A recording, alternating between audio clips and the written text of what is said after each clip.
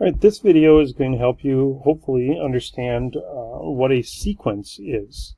A sequence is similar to a function as it's a set of numbers that sort of follow a pattern. However, a sequence basically has terms, again, much like a function did, but they're only going to have a domain of the integers, not all real numbers. So as we plug numbers in, you'll notice that we're only going to plug in numbers like 1 or 2 or 3. We're not going to plug in 1.5 or any sort of number in between the integers. So you'll notice down here at the bottom we have 3 different sequences. Right? And these are all finite sequences because you'll notice we're only asking to go from term a sub 1 up to a sub 5, or the first 5 terms of the sequence. A sequence can be infinite depending on what kind of a sequence it looks like and how many terms they're really asking to do. That'll come in more into play when we're talking about series, and that'll be a different video. But if we are talking about sequences, the idea is, instead of saying find f of x, or like a function would tell you what to plug in for x, on a sequence, the sub number tells you what to plug in. So if on the bottom left here we have a sub 1 equals, what we're going to do is head to the sequence above it, a sub n equals 7n plus 2, and I'm going to plug 1 in for n. So 7 times 1 plus 2, because this is term a sub 1. Notice we get 9, and we can do the same thing for a sub 2. If we go to the next term, again the next integer, plug in 2, 7 times 2 would be 14, plus 2 would end up being 16. So a sub 2, or the second term of the sequence, is equal to 16. And we could plug in a sub 3, and a sub 4, and a sub 5, all the same way. And you'll notice that, again, similar to a function, that 7n plus 2 is very similar to a linear function, y equals mx plus b. So as n went up by 1, we were multiplying by 7. It's kind of like that slope of 7, only offset by 2, what would normally be the y-intercept. But again, we're only going to find those 5 terms. On the next sequence, you'll notice, well, it's a little bit different. Now this one looks a little bit more exponential. We're putting n up in the exponent. But if we plug in 1 or 2 or 3, all the way up to 5, you'll notice that negative 1 to the first, and the third, and the fifth, those would all stay as negative 1s, and negative 1 plus 2 would be positive 1.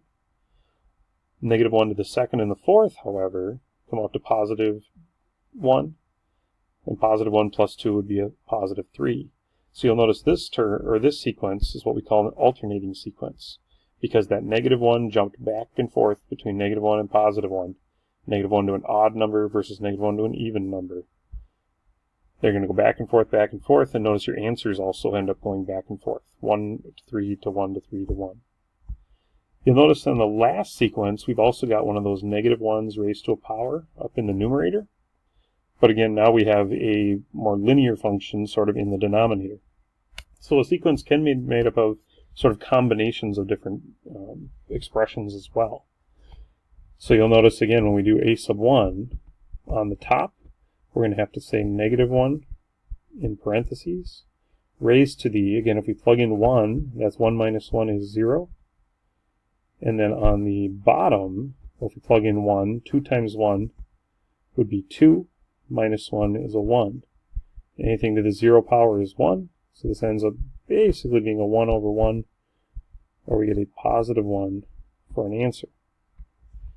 Right underneath that, again, if we plug in 2, 2 minus 1 is 1.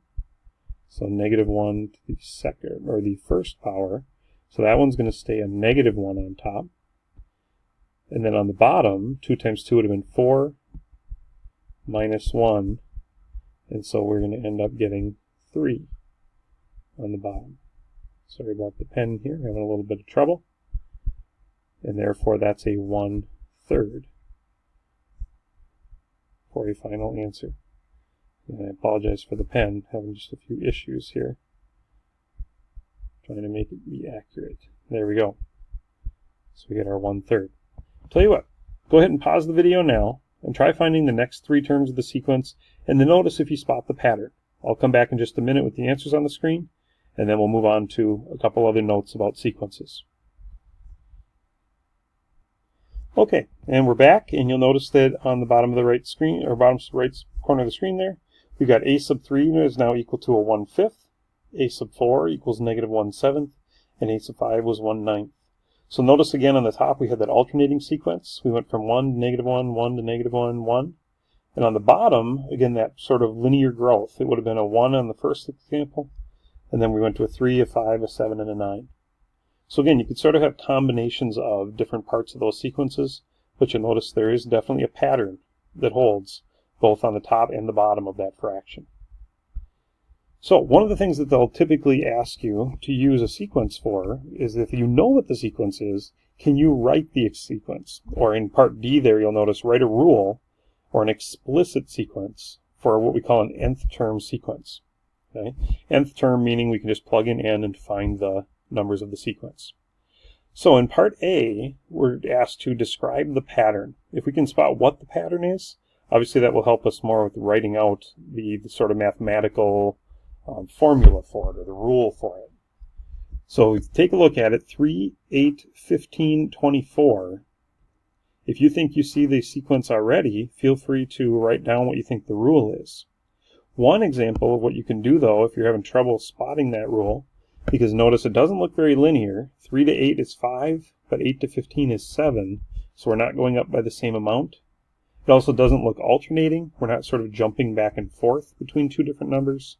So we may be a little bit lost as to what that is. One thing that can help us is actually part C. If we want to actually go and graph this sequence, right, we could take a second to do that by plugging those points. And notice we've got them on there here.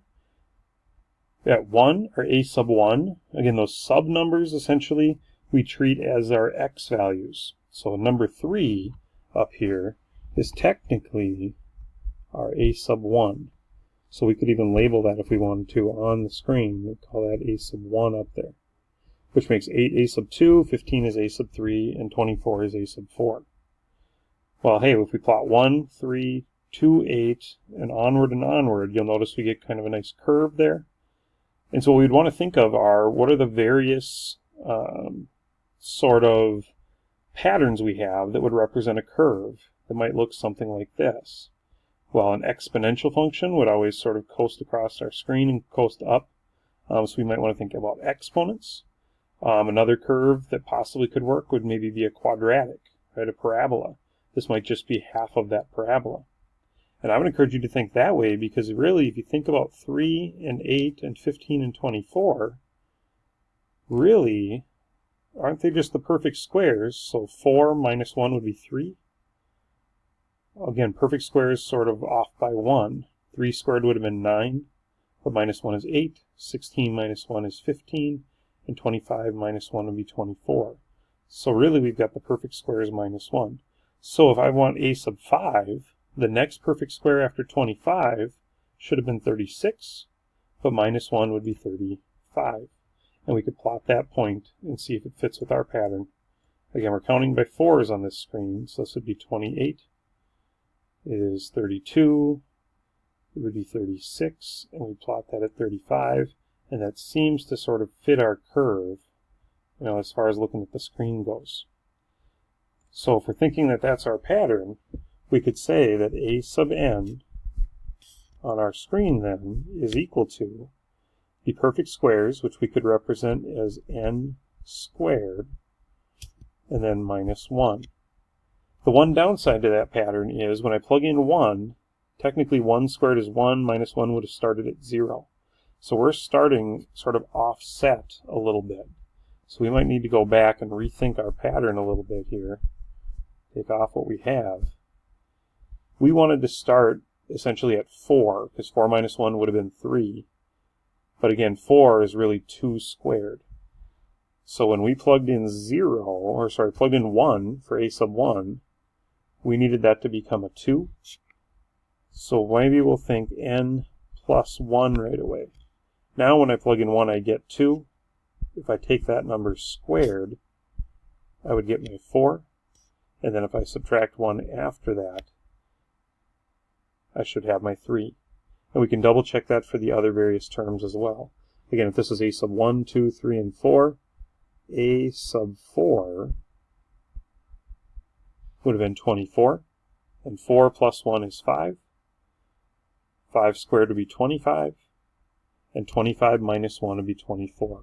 We seem to be getting the right number when we plug in our proper sub number. Again, the trick is just sort of trying a few patterns and making sure whether or not they fit. And that's sort of the main goal of a lot of what we'll do with sequences. Obviously, we work forward by plugging our sub numbers in, but we also want to be able to work backwards to find our pattern. So if we're looking at a pattern like the one on the left, we've got 1, -3, 5, -7, 9, -11. You might notice, again, it's got that alternating sequence going. We go positive to negative to positive to negative. So the first thing I would encourage you to include in your sequence would be maybe a -1 to a power. But also notice, again, if we treat number 1 over here as a sub 1, I want to be able to plug 1 in and get a positive number. So let's offset again. Let's take that negative, or that n minus 1 up in the exponent. Now when I plug in 1, that'll be -1 to the 0, and that'll give me a positive number. If you'd rather add 1, you could also do that. We just need to make sure we start off with a positive value. Well, if we've got the negatives taken care of, let's just do a second piece then. How would I get 1, 3, 5, 7, 9? Well, again, if we're just going up by 2's, that sounds like a very linear pattern. For every number we move over, we go up by the same amount. So if we're going to go up by 2's, why don't we just call that 2n? So when I plug in 1, I get 2. When I plug in 2, I would get 4. When I plug in 3, I would get 6. Only the problem is we want to get 1, 3, and 5, not 2, 4, and 6. Our numbers are just a little bit too high. Well, if we're going to get 2, 4, and 6, they're all 1 too high, so let's just take off 1. Now when I plug in 1, 2 times 1 would be 2, minus 1 is 1, and we get the proper number that we wanted. And we could zoom along in our sequence if we wanted to. A sub 6, right, should essentially be -11. So when I plug in 6, I would get -1 to the 5th, which should stay a negative number, just like -11. And 2 times 6 is 12, minus 1 would be 11, and -1 times 11 would be our -11. So that would make sense for a sub 6, which means our pattern seems to hold, and a sub n is equal to sort of that two-piece pattern. We have both an alternating and a linear growth pattern working. Go ahead and think about the pattern over at the right. And again, I'll put up the a sub n, or explicit nth formula pattern, as we call it, nth formula sequence, or formula. And we will see if you can get it. All right, so here's our answer for us. You might have noticed on the top, we're not going up by equal amounts. 1 to 3 is 2, but 3 to 9 would have been 6. You could try to think about maybe n squareds again, like we did on the last screen, like a quadratic. But really, if you notice, 1, 3, 9, and 27, they're all multiples of 3, which makes me think we can multiply by 3 to get 3, multiply by 3 to make 9, multiply by 3 to make 27. And if you want to multiply over and over again, it sounds very exponential. So notice in our answer that 3 is raised to the variable. And then on the bottom, the same thing happens. 2 times 2 is 4, times 2 is 8, times 2 is 16. Recursively, we're multiplying by 2 over and over again. However, in an nth explicit sequence, again, we don't want a recursive formula. We want to be able to plug in n and get each term. So we'll take 2 raised to the nth power, so that when we, like at the bottom here, check a sub 4, well, 2 to the 4th would have been 16, which makes sense for a sub 4. The unfortunate part is, for the top, again, we want to start with a 1. So if we're doing 3 to a power, we essentially want to start with 3 to the 0 power. Well, if we plug in 1, 1 minus 1 would be 0. As long as we include that subtracted 1, that should work. So again, check it on the bottom. When I plug in 4 minus 1, that would be 3 to the 3rd then. And 3 to the 3rd is 27, just like it should be in the 4th term. Again, think of the old patterns you have. Let them help you out. Linear patterns, alternating patterns, and exponential patterns. Lots of different patterns that we can use. I hope that helps you understand sequences. And I hope you have a great day. Make sure you ask your teacher if you have any questions. Bye-bye.